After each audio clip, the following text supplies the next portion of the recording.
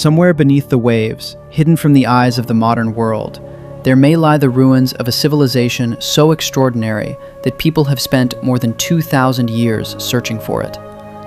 A city blessed with unimaginable wealth, a kingdom said to possess advanced knowledge, magnificent architecture, and enough power to challenge the greatest civilizations of the ancient world. And then, according to legend, it vanished. Not gradually, not over centuries, but in a single day and a single night of unimaginable destruction. Its name was Atlantis, and despite thousands of years of searching, no one has ever been able to answer one simple question. Was Atlantis real, or was it the greatest story ever told? The mystery begins in ancient Greece, nearly 24 centuries ago. The philosopher Plato, one of the most influential thinkers in history, wrote about a powerful island kingdom located beyond the Pillars of Hercules, known today as the Strait of Gibraltar. According to Plato, Atlantis existed around 9,000 years before his own lifetime. It was an empire unlike any other. The island itself was said to be larger than Libya and Asia Minor combined. Rich forests covered the land, vast plains supported agriculture, precious metals flowed through the kingdom, and strange exotic animals roamed freely. At the center of Atlantis stood a magnificent city built in a series of concentric rings connected by canals and bridges. Ships could travel directly into the heart of the city, where enormous temples and palaces shimmered in the sunlight. One temple, dedicated to the god Poseidon, was said to be covered with silver and gold.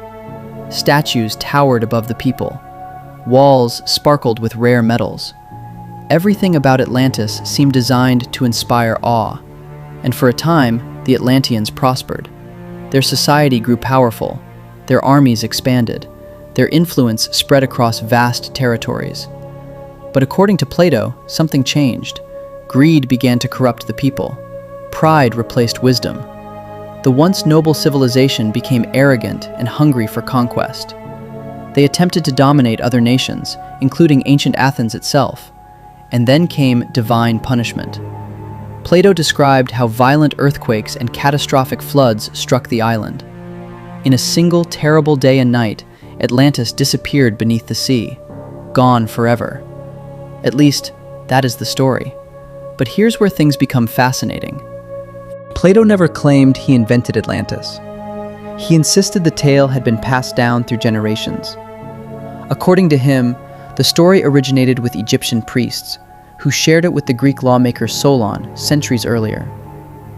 If Plato was simply recording an ancient tradition, then perhaps Atlantis wasn't fiction after all. And that possibility has fascinated humanity ever since. Over the centuries, explorers, historians, dreamers, and treasure hunters have all tried to uncover the truth. Some believed Atlantis lay beneath the Atlantic Ocean, exactly where its name seemed to suggest. Others searched near the Caribbean. Some pointed to Antarctica. Others claimed the Lost Kingdom could be found beneath the waters surrounding Japan. Dozens of locations have been proposed, yet none have produced convincing proof. Still, strange discoveries have continued to fuel the mystery. In 1968, divers near the Bahamas discovered unusual underwater rock formations known as the Bimini Road. At first glance, the massive rectangular stones looked almost man-made. Immediately, speculation exploded. Had the ruins of Atlantis finally been found? Newspapers and books promoted the idea. Believers became convinced. But geologists soon offered a less dramatic explanation. The stones, they argued, were naturally formed beach rock, fractured over thousands of years. Not everyone agreed, and so the debate continued. Then there was another astonishing discovery. Near the coast of Japan lies a submerged structure known as Yonaguni. Massive stone formations rise from the ocean floor. Stair-like shapes and sharp angles give the impression of something built by human hands. Some researchers believe the site may be the remains of an ancient civilization lost beneath rising sea levels. Others insist nature alone created the formations. Even today, experts remain divided. Yet perhaps the most intriguing theory points toward the Mediterranean Sea. Around 1600 BC, the volcanic island of Thera, now known as Santorini, experienced one of the most powerful eruptions in human history. The explosion was catastrophic. Entire settlements were destroyed. Massive tsunamis swept across the region. Ash darkened the skies. The flourishing Minoan civilization suffered devastating damage. For many historians, the similarities are impossible to ignore.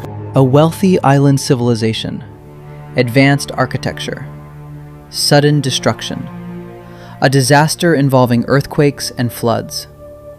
Could Plato's story have been inspired by memories of the Minoans? Could legends passed down for centuries have transformed a real catastrophe into the story of Atlantis? It's possible. But there is a problem. Plato claimed Atlantis existed 9,000 years before his own time. The Minoan civilization lived much later. The dates simply don't match. Unless, of course, something was lost in translation. Or perhaps Plato exaggerated the timeline. Or maybe Atlantis was never meant to be taken literally. That idea has led some scholars to a surprising conclusion. Perhaps Atlantis was always intended as a warning. Plato often used fictional stories to teach moral lessons. In his writings, Atlantis represented the dangers of pride, greed, and the abuse of power. The island's destruction served as a reminder that no civilization, no matter how wealthy or advanced, is immune to collapse. And history certainly provides examples. The Roman Empire, the Maya civilization, ancient Mesopotamia. Countless societies once believed themselves unstoppable, yet many eventually disappeared. Perhaps Atlantis survives not because it existed, but because its message remains timeless. Still, people refuse to let go of the mystery. And maybe that's understandable. After all, humanity has always been drawn to lost worlds. We dream of forgotten kingdoms hidden beneath jungles, buried beneath deserts, or resting silently beneath the ocean. The idea that an entire civilization could vanish without a trace touches something deep within us. It reminds us how little we truly know about our past. Even today, archaeologists continue making astonishing discoveries. Ancient cities have been uncovered beneath dense forests. Shipwrecks lost for centuries have been found in remarkable condition. Entire civilizations once considered myths have turned out to be real. And one famous example changed everything. For generations, the city of Troy itself was dismissed as legend. Many believed Homer's stories were simply works of imagination. Then, in the 19th century, archaeologists uncovered ruins in modern-day Turkey that matched the descriptions remarkably well. A myth had suddenly become history. Could the same thing happen with Atlantis? Perhaps. Or perhaps the lost city will forever remain beyond our reach, hidden beneath the ocean, buried beneath layers of time, or existing only within the imagination of one brilliant philosopher. And maybe that uncertainty is exactly why the legend refuses to die. Because Atlantis is more than a place. It represents humanity's endless desire to discover what has been forgotten. It is the dream that somewhere, beneath dark and silent waters, history still waits to reveal its secrets. And perhaps, at this very moment, somewhere deep beneath the sea, the answer to one of history's greatest mysteries lies undisturbed, waiting for someone to find it.